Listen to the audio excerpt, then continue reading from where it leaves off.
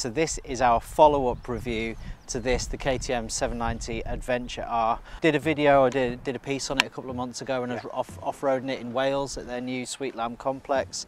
The last couple of weeks we've had the opportunity just to test it out here in the Lake District, which is just where the KNOX HQ and factory is, and really get a handle on it, you know, outside of that environment, on the road, bit of off-road as well, and you know, what it's like to live with, I suppose. On-road, I mean, in general, if you were to say, okay, look, we've ridden it on the road, what do you think of it? It's a good question, and first of all, I've got to say, Aaron, it must have been a real hardship for you to disappear off to KTM's bespoke testing facility. Well, it's tough at the top. I can't say that I was at all jealous over that, not green in the slightest. Having said that, I guess we ought to take a minute just to appreciate where we are. We're always banging on about the Lake District, aren't we? But just look at this backdrop. You couldn't think of a more appropriate place to be testing a bike like this, could you? No. Having said that, in terms of my off-road experience, it's obviously pretty limited. We obviously went out to Spain last year and spent some time off-roading, and I think it's fair to say that I probably struggled the most. So I'm going to leave that kind of aspect of reviewing this bike to you. In terms of how I feel about this bike on the road, I think, and we've spoken at length, haven't we, in terms of, you know, what this bike is trying to achieve for its on the road type riding. And I think compromise is a word that's kind of been repeated quite often during the course of those conversations. And I'm not sure I would necessarily consider that to be a criticism, but I do think that trying to create that perfect balance between a bike that you ride off-road, and I mean really off-road properly. I mean, I don't just mean bouncing up a curve. I mean, you know, the sort of thing that you were doing when you went to Wales a month ago or 6 weeks ago, and trying to marry that with a bike that's got really good on-road manners, I think is a very difficult thing to do, actually. But my lasting impression is it's very well mannered. My first impression when I saw the bike, sort of when I came to the factory and saw it sitting outside, was, my goodness, it's big. It was, you know, when we talked about it at the NEC last year, it just didn't give me that impression of size. I don't know what it is about when you see bikes collected together, oh, sure. But you know, it didn't feel as, its scale just didn't feel as great. And actually seeing it stand alone in a car park, it's a big bike. I was quite surprised by that. But what I found was, when I rode it and manoeuvred it around, and we've been doing a bit of that this morning, obviously we're taking a few photographs and doing some videoing, it's very easy. It feels very light at the front. I'm not intimidated by the bike at all, especially given that, you know, frankly, it really is on pretty much knobblies. Yeah. Handles in a way that is comforting. It's not, you know, it doesn't intimidate me at all. I mean, I think for me, and what's interesting, obviously we've got KTM's other 790 bike, the Duke, that we're testing. You know, at the centre of it all is that motor, that parallel twin. It really is a great piece of kit. You know, it makes strong power, it makes strong torque. Oh, it's definitely a strong engine. Yeah. So I've gone around the houses a bit there, haven't I? But I think you know, my first impressions are very easy, very comfortable, not intimidating, easy to manoeuvre, and surprising in some respects, given what I think is physically quite a large motorcycle. And we talked about this when we saw the bike for the first time at the NEC last year. This was created through customer demand. So KTM's customer base said, build us a middleweight, off-road, biased machine that we can tour on, but we can absolutely smash the dunes, the off-roading, the lanes, and you know, that's why this bike came to be. So I think they've delivered on that. Oh, absolutely, without question. Yeah. And if I was to sort of summarise what I think of it, I think if you were to take that brief, what you've just said about their customers saying, have they delivered on that? In my opinion, tick. 100%. Big tick. Yes. Yeah. So yeah, those are my initial impressions, Aaron. So I guess you've got a really good idea of what it rides like off-road. What are your thoughts about its on-road manners? First thing I'll say, I agree with you. When you come onto it, you know, it's a big horse. It's a substantial bit of kit, isn't it? It is, and I understand why. I mean, you know, this has got the longest travel suspension of any sort of, you know, bike in its class, 240mm, you know, front and back. So, you know, you can't have that level of suspension and have a low bike. No. And I'm sorry, you know, the two things are just not sort of compatible with one another. So you have sort of got to get your head around that. There are a few you know, tricks here and there. I mean, you know, trying to sort of swing your leg over it like you would possibly a regular road motorbike is a bit of an issue unless you're superbly flexible. Or your inside leg is like 40. Yeah, basically. But, you know, I picked up from one of the instructors, you know, how they were getting on. It was that, you know, putting their foot on, and I'll put a clip in showing you how you do this. But it's a common misconception, is it, with side stands? But actually, they can, I mean, it's a 200+ kilo bike. It can easily take your weight as well. You just step on the peg and off you go. But and it's a really robust motorcycle, you know, and actually, I have dropped it, you know. I dropped it off a curb just outside my house because, you know, you're a bit off camber, blah blah blah, and you know, because it is quite tall, and you know, and I know it's lighter weight in its class, it's still relatively heavy actually. And I think it's I think it's worth mentioning that it is, you know, in terms of its seat height, it is tall.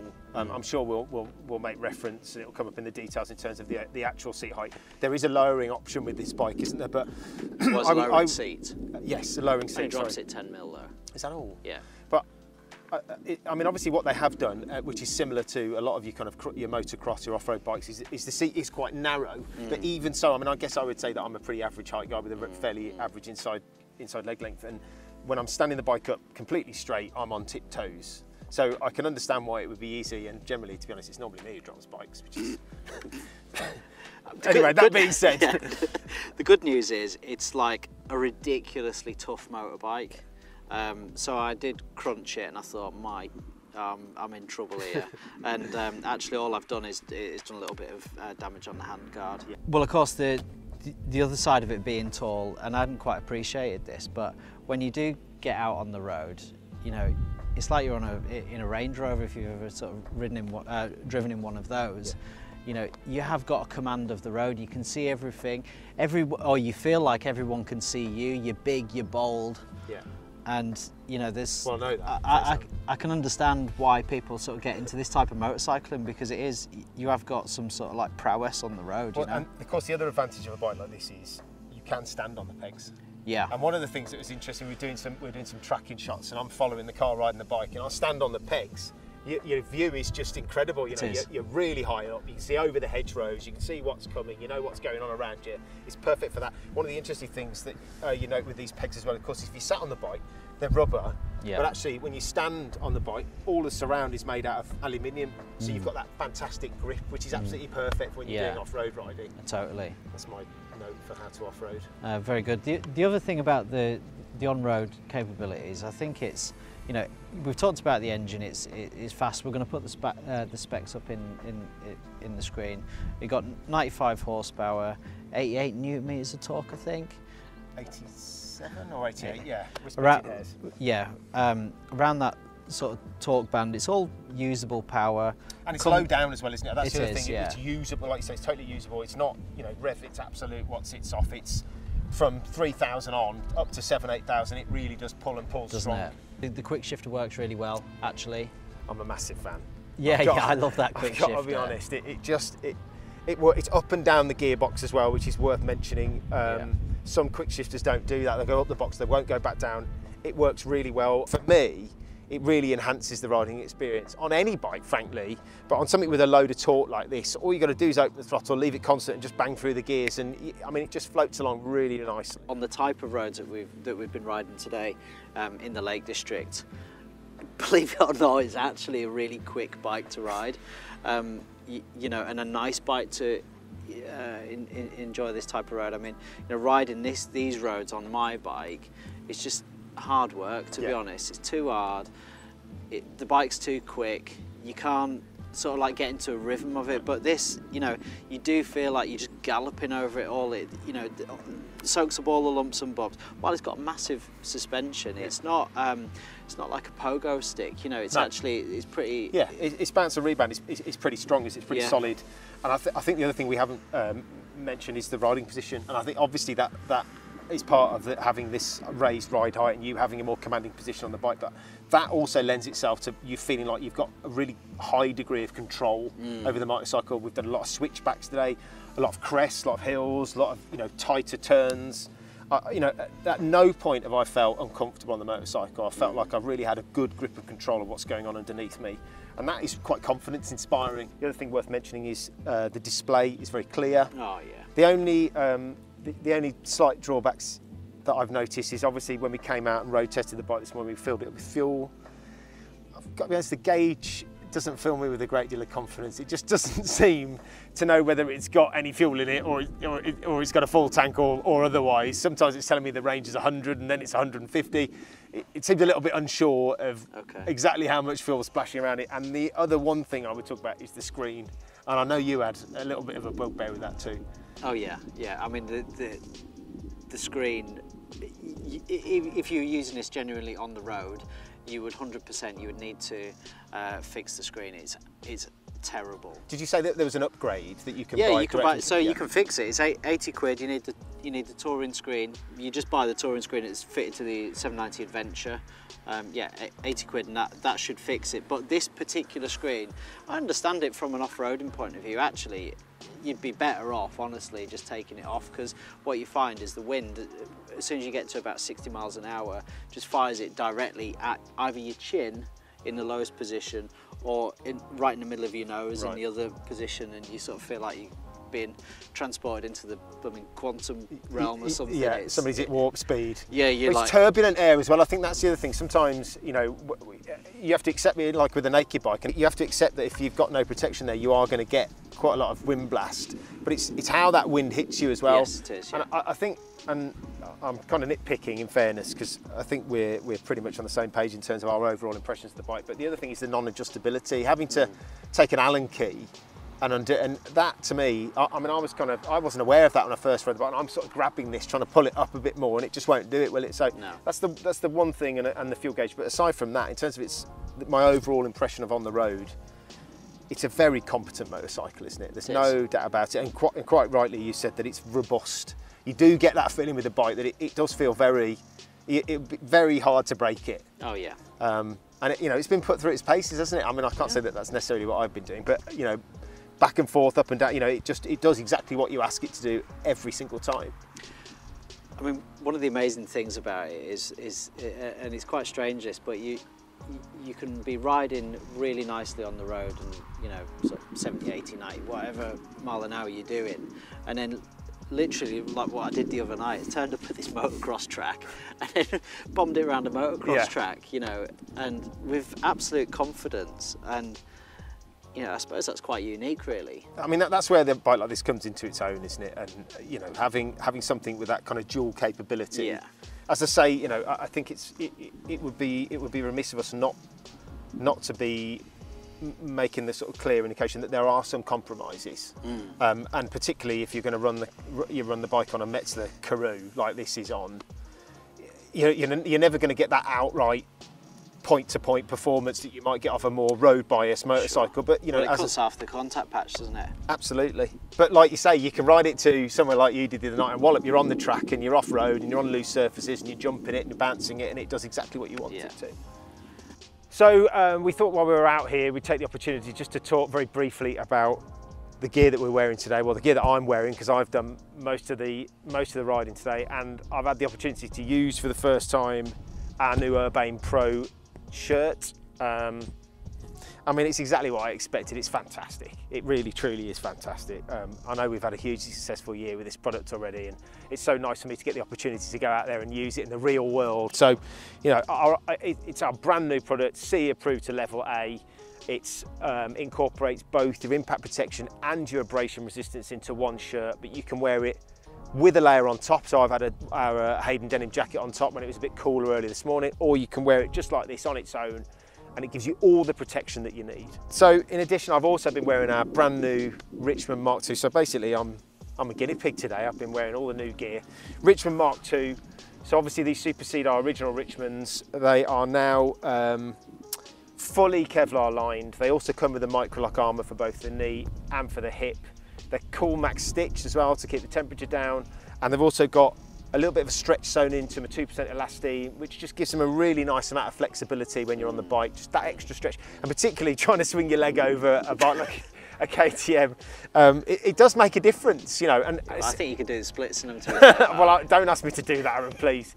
All I can tell you is they're comfortable and they work, and of course they protect you. Yeah. And that's the foundation, really. Yeah. Well, this new Richmond Mark II is actually just received AA CE rating as well. So this is a genuinely really safe Gene to ride on a bike. 100%. And you know, for years I've been wearing the original Richmonds, and I thought they were great. Having said that, putting these on for the first time, it's a total different game. I mean, these are so comfortable. They're so just like regular jeans, really. Absolutely fantastic. I've been really impressed with them. Well, you and these will be my jean of choice going forward. Without a shadow of it. I mean, you get the best of both worlds, don't you? You get a jean that looks like a jean, that is sewn like a jean, but it feels like a jean to hand, but it's incredibly comfortable. You know, the foundation of what we're doing here is offering you something that protects you incredibly well, but it's going to work when you ride your motorbike.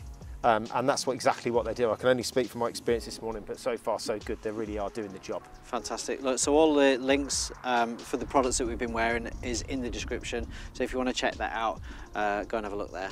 So Mark, we should probably talk about the electronics on this bike. It's a massive feature, all these new KTMs, isn't it? Yeah, absolutely. Yeah. Obviously it comes up on this beautiful TFT 5-inch display, and I think that's really premium, and I think it's really, you know, smart. I think it's probably fair to say it probably should be there. I mean, I guess we're going to touch on pricing on this bike, and it's quite an interesting area given, you know, what Yamaha are about to, well, what they've just released with their Tenere 700. But yeah, I mean, in terms of how much they've thrown at the bike, electronics wise, it's pretty impressive, right? Oh yeah. So you've got switchable ABS, switchable traction, 4 rider modes. Well, yeah, so you got street, you've got rain, you've got off-road, and then you've got rally mode as well. And obviously all of the you know, all of that changes the throttle response, it changes the traction control. Yeah. And then actually within each of those settings you can then play around with the amount of traction control interference that you would have. So say you want to put it in rally mode, which is the most aggressive, you can then, you know, knock it back to 8 or whatever, which gives you quite a bit of interference. So you can really tailor the bike to your own. and you know what, that I found that absolutely fantastic. Say, for example, you are out in the middle of nowhere, right, and you're not that confident, and you're on your own. Yes. The last thing you want to do is drop it on an off-camber thing, because, you know, you're gonna have to pick it up. And so you do, you know, or if you're beginning, for example, and you're coming out of a corner off-road, you don't want to spin it up. That is amazing. You can literally just hold the throttle open, and it'll just... It enables you to create the safety net that works for you, right? Yes, totally. So that, I mean, really that is personalise it. I mean, not only that, but you've also got a Bluetooth functionality on this. I think, if I'm right, you can pair some sort of sat-nav system to it. I think through KTM's online assistance. I'm not sure exactly how it works, but I know that there's some functionality there as well. So it does give you a full suite of electronics, doesn't it? I know we were just talking off camera, but your preference might be to add a bit of cruise control and maybe some heated grips. I think I would be inclined to agree. If you looked at certain competitors, I'm not going to say it, Aaron, but you know who I'm talking about. You know, it's standard. You know, it's standard, and the price points are competitive. You know, you do get used to having those things on certain bikes, and I think, again, whilst I would agree that it would be a nice feature to have a standard, I do also understand why it probably doesn't feature on a bike like this, because it is, to my mind, more off-road bias than it is road bias. But if you are going to do what it says on the tin, it's an interesting one, isn't it? I mean, look, if I owned this bike, I know I would probably put more miles on the road than I do in my current setup. Because what I would do firstly is I would change the screen, I'd get a nice big screen, I'd keep the heated grips that have been fitted to it, and you know, it's a bit of a winter hack. It's do it all, you know, in all weathers, so on and so forth. And I just think, cruise control would just kind of complement that, especially if you're going to smash out a load of motorway Well, stuff. I mean, I can tell you from my own experience riding similar.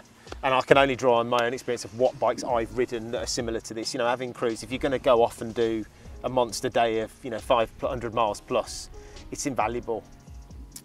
Something we haven't talked about as well, styling. Styling. Well, do you know what? When I first saw this at the show, I'm like, I'm really not a big fan of the way that adventure bikes look. I'm just not, just generally speaking. Having said that, I have to say this Adventure R has really grown on me. I actually really love the styling of it. Maybe not from every single angle. No. I think at the front it's quite tall and big, you know, whatever. But from every other angle, I love it, and I love the front mudguard. I'd actually be really pleased about the look of this. I genuinely would. I like where KTM go with their styling. You know, it's very, very obvious without the, you know, mentioning colours, the lineage of the sort of range of bikes to do. That you can see they're all part of the same family. I like that kind of sharp nose. I like the styling of the lights, and it's no different with this. I think for me, because of what this does, there's a kind of undertone of functionality about it, if you know what I mean. I don't think, I'm not going to call it a beauty queen. Let's put it that way. I don't dislike it, but actually, and again, we were having a conversation about this. My preference is the look of the road bias, like the standard Adventure. See, I would totally disagree with you on that. Mine would be totally the other way. Yeah. For me, the road going versus. But it's very subjective, isn't it? At the end of the day, you know, there are certain bikes that I know I like the look of and you think are hideous, you know. So well, you know, it's horses for courses. I guess all we can do is give our opinion. Yeah. But I don't dislike the look of the bike, and I do understand why it looks this way, and I think it works. Right, braking performance, off-road, absolutely no problems. Obviously, the ABS is kicking in all the time, so you don't need it to be any more powerful, basically. Right. On-road, it's been a little bit of a different experience, I think. I mean, if I'm totally honest, and I'm probably nitpicking here, I'd want just that touch more power. You know, someone pulled out on me just before on, I was probably recording on the GoPro actually, and I just felt it could just needed just a touch more power. Yeah. Would you agree? Or? I would be inclined to agree. I had a kind of similar experience when I rode the bike early this morning, and I think a tractor came out and the traffic was backing up, and I had to grab a kind of fistful, and I just felt it could have given me just a touch more bite. But again, you know, there's a caveat to that, isn't it? You know, it's not a performance bike. Yeah. You know, I do think it's ample, but just in those, you know, desperate moments, in the odd situation where you might think, oh, I need to grab a little bit more. I wasn't overwhelmed with its braking performance, but I think, as I say, for general day-to-day use, it's going to tick the box and do the job. Yeah. It's fair to say that the mid-weight adventure market is pretty fierce at the moment. Mark, would you agree with that? Well, it's becoming more fierce. Yeah, I mean, again, we've had countless conversations about this, haven't we, in the recent past? And I think one of the points that that we were going over is actually it's a very interesting area, sort of middleweight adventure. You know, I mean, let's be honest, adventure biking has been dominated by BMW. In truth, you know. Well, the figures back that. The figures don't lie, do they? You know, GS and GS Adventure are the top two best-selling bikes and have been for year after year. Yeah. And then, of course, underneath that, they've also got F850 GS and they've got F750 GS, which are relatively new bikes, have just replaced their predecessors. And I think probably across that range from BMW, the 850 is this bike's closest competitor. Would agree. Yeah. But actually, I think what separates something like this KTM, as you would also probably suggest with Yamaha's new 700 Tenere, is they are more heavily biased in terms of their off-road ability. I think, again, you know, I wouldn't say anything disparaging about what BMW's bikes can do off-road, and they are very capable, but I do think this is almost creating a new segment in that market, along with the Tenere, that new 700, which has been, you know, again, we've spoken about previously, which has been a long time in the making. They're almost separate from the other bikes because they are so capable off-road, and are significantly more weighted in terms of how they perform off-road as opposed to how they perform on-road. Whereas the other bikes in that marketplace, I think, are more biased to on-road riding. 850 GS, Mark, we're actually hoping to get one of those over the next couple of months. I'll reserve judgment on that one until we actually get to ride it and do a bit of off-roading as well on it. But yeah, I mean, I agree with what you're saying in principle. I've not ridden it. I think the reviews as a whole have been pretty positive on that bike. Obviously, I've ridden and owned a 1200. I know how good a bike that is on road. I couldn't tell you how good it is off road, but I think yes, it'll be interesting to draw a comparison between this and the 850. I think the most direct competitor with this bike is the Yamaha 700 and the Tenere, and the reviews that I've seen, it's a hugely it's had a hugely positive response from most people who've ridden it and published online. That I think would be quite interesting. But again, price point wise, they are worlds apart. Frankly, you're talking about. I think on the road the Tenere is just over £8,500. This is a £12,000 motorcycle. But in terms of concept, it's a big difference, isn't it? Huge difference. Now, I would look at that Tenere 700 and think it looks like a great off-road bike. I think that there is quite, you are getting way more with this bike. You're getting more power. Yes. You're getting another 25 horsepower. You're getting more rider modes. You're getting more and probably better electronics. I mean, you're getting more suspension. I think this is going to ride better and off-road probably. Obviously not having not ridden them both, but I think in terms of the on-road, they're both big bikes. I'd want 95 horsepower. I mean, you say you reserve judgment on the BMW. I would reserve judgment on the Tenere until I had the chance to ride it. It's difficult to say that this bike has an absolutely direct competitor, but I think in concept, it's more similar to the 700 Tenere than it is any other bike currently on sale. Sure. But you're right. In terms of the suite of electronics, the hardware that comes on this bike, that would explain why it is more expensive. And I think it would perform better off-road, and it will perform better off-road, but again, at a price, I think the Tenere makes a really strong argument too. 100%, and that's why people are so excited about it. Oh, without a shadow of a doubt. So I think they're both, they're both going to be great bikes. It's just I would view this as a more premium. Oh, absolutely, without question. And again, we've obviously talked to the guys at KTM, and the market has responded, and they're basically sold out of these, aren't they, in the UK? Yeah. I mean, that kind of speaks volumes, doesn't it, for its appeal, for the marketplace that it sits in. It's clearly an incredibly popular bike, and now we know why. What this bike does do is offer you, we keep using the same word, compromise, but a nice balance between something that is genuinely capable off-road. And again, I know we've referenced this. You can look at Aaron's review in his previous video, but something that you can actually sit on the road and ride for a good period of time. If you wanted to go touring, I know we've talked about this as well. You're going to the south of Spain, you're going to do a bit of off-roading when you get there. Is there a better bike in the market that is going to be as capable as this? I don't think there is, not right now. So that's been our review of the KTM 790 Adventure R. I'm a real fan. I've got to agree. It's a pretty good bike, isn't it? There's no doubts. Yeah, it is. So look, hope you've enjoyed that one. Please like, please comment, please subscribe to the channel if you'd like to see more videos like this, and hit your notification bell as well so you get notified when we do upload something. So thanks again, and we'll see you next time.